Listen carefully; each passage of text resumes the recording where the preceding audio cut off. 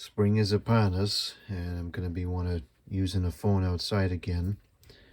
So it's trying to put the Uniden EXS9660 back into service. Not sure how much longer we're going to be over here, but long enough that there will be a couple nice days at least. So this takes a BT990, which is a triple cell pack of AA cells, and it has the contacts, which I don't like this design. This one isn't too bad.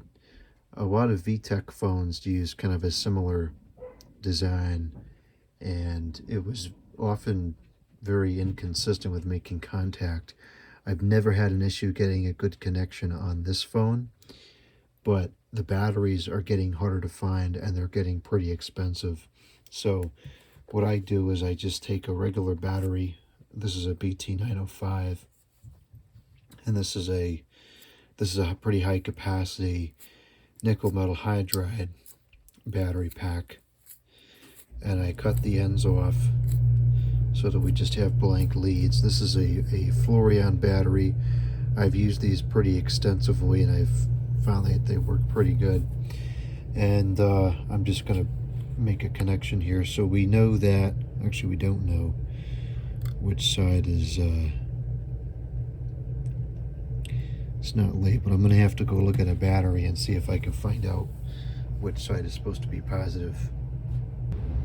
Okay, I just looked at a photograph and I determined that the positive side, which is the red, is going to be on the right.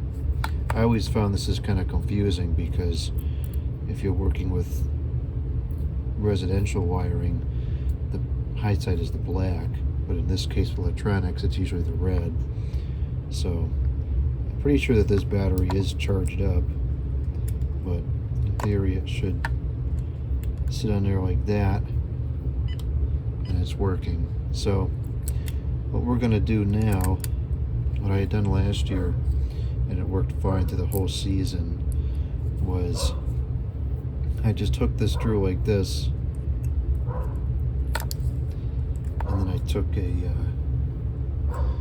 tweeze here and I just kind of wrapped it around a few times.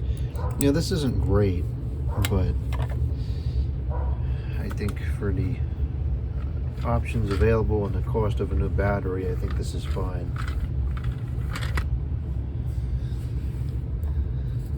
I'm just going to wrap this around a couple times to make the connection. I could remove these contacts and solder on a plug. I have done that before. I did that to one other model and it works, but it doesn't fit in there really well, so I think this is really the best option. And these batteries last for several years, so I have to deal with this every couple years. It's not so bad.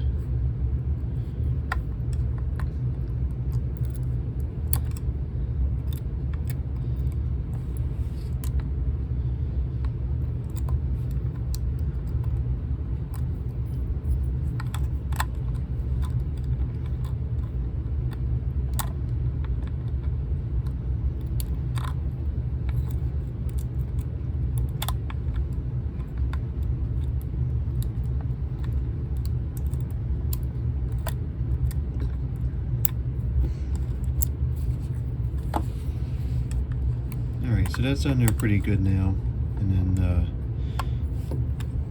I'm just going to close up set the battery near like that.